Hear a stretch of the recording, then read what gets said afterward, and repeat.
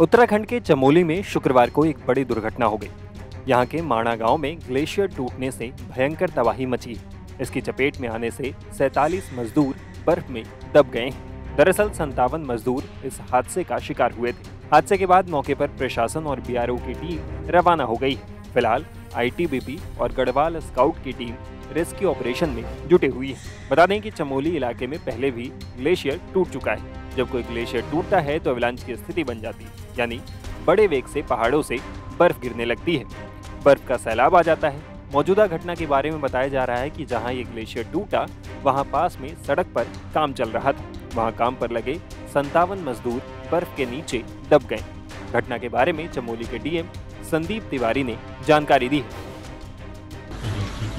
Around 57 labours काम करते हैं बर्फ़ हटाने का, वो कैंप थे वहाँ पे। और हमारी जो टीम्स हैं वो मोबिलाइज हो गई हैं, आर्मी, आईटीबीपी, एसडीआरएफ और एडमिनिस्ट्रेशन की टीम। एक्टिव रेनफॉल है हमारे डिस्ट्रिक्ट में और हायर डिस्ट्रिक्ट में एक्टिव स्नोफॉल है, तो इसलिए हम हेली सर्विसेज अभी यूटिलाइज नहीं कर पा रहे हैं और मूवमेंट में भी डिफ़िकल्टी हो रही है। और वहाँ कोई सैटेलाइट फ़ोन और अन्य ऐसे कोई उपकरण उपलब्ध नहीं होने के कारण स्पष्ट कम्युनिकेशन वहाँ नहीं हो पा रहा है हम लोगों का उनसे। लेकिन अभी तक कोई ऑफिशियल सूचना हमारे पास किसी कैजुअलिटी की नहीं है और हमारी यही प्रयास है कि हम सब टीम्स को लेके एक कोऑर्डिनेटेड एफर्ट करके सबको रेस्क्यू करें। और हायर अथॉरिटीज़ की तरफ से भी पूरा सपोर्ट हमें मिल रहा है, तो आशा है कि जल्द ही हमारी एक टीम। दर ग्लेशियर टूटने की घटना के बाद जारी रेस्क्यू ऑपरेशन के बारे में एनडीआरएफ के डायरेक्टर जनरल पीयूष आनंद ने भी जानकारी दी है। ये मैं आपके माध्यम से सभी को बताना चाहूंगा कि एनडीआरएफ की 4 टीमें ऑलरेडी हम लोगों ने मोबिलाइज कर दी हैं और माननीय गृह मंत्री जी खुद इस ऑपरेशन को बड़ा क्लोजली देख रहे हैं। उन्होंने मुझसे भी, डीजी आईटीबीपी से और सभी लोगों से खुद बात की है और उसको बड़ा क्लोजली मॉनिटर कर रहे हैं। इसके अलावा एनडीआरएफ के अलावा आईटीबीपी की टीम्स जो ऑलरेडी वहां लगी हुई हैं, आर्मी की टीम्स वहां लगी हुई हैं, वो ऑलरेडी ऑपरेशनल हैं। और जो अभी तक का अपडेट है उसमें से 16 मजदूरों को ट्रेस कर लिया गया है, वो उनको सुरक्षित निकाल दिया गया।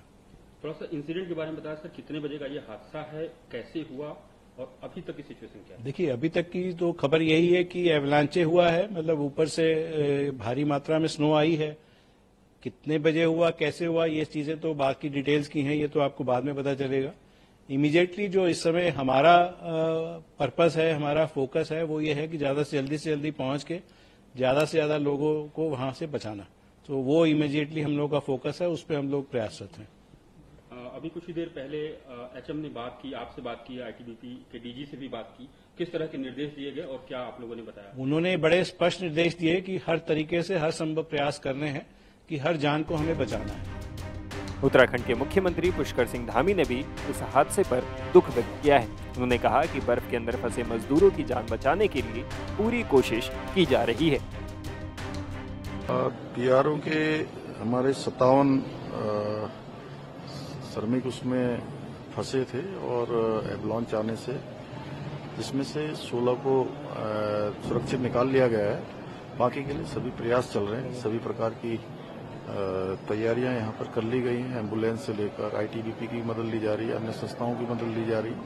आपदा प्रबंधन विभाग हमारा पूरी तरह से सक्रिय, जिला प्रशासन भी, और हम लोग स्वयं सभी लोग लगातार संपर्क में हैं और हमारा प्रयास है कि सभी को सुरक्षित जल्दी से जल्दी बाहर निकाला जाए। बता दें कि ग्लेशियरों को टूटने या फटने के कई कारण होते हैं, लेकिन सबसे बड़ा कारण गुरुत्वाकर्षण बल होता है। ग्लेशियर के टूटने का दूसरा बड़ा कारण ग्लेशियर के किनारों पर तनाव यानी टेंशन है। ग्लोबल वार्मिंग की वजह से ग्लेशियर टूट रहे हैं। ग्लोबल वार्मिंग के कारण ग्लेशियर का बर्फ तेजी से पिघलने लगता है और उसका एक हिस्सा टूटकर अलग हो जाता है। जब ग्लेशियर का बड़ा हिस्सा पहाड़ से बेहद तेजी से गिरता है तो उसके साथ मिट्टी, पत्थर और दूसरे तत्व भी वेग से नीचे गिरते हैं और तबाही लाते हैं।